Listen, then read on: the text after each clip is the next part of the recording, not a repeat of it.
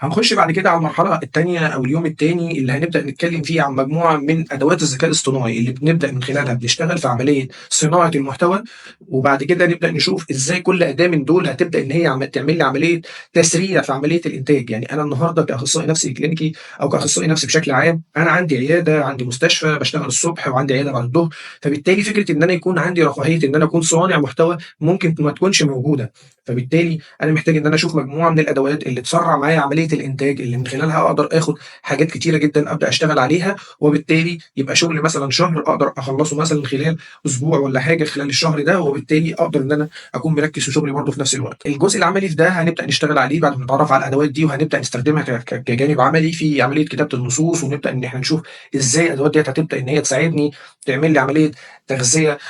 لأفكاري، وإزاي أخرج بأفكار جديدة، وإزاي من خلال الأدوات دي أبدأ أشوف توجهات الجمهور والتحليل الخاص بالبيانات الخاصة سواء بصفحات تانية، سواء بفيديوهات تانية، إن أبدأ أشوف الفيديو ده بيتكلم عن إيه، الفيديو ده ألخّصه إزاي، وأبدأ أخرج منه بأفكار أشتغل أنا عليها من خلال بصمتي أنا الشخصية.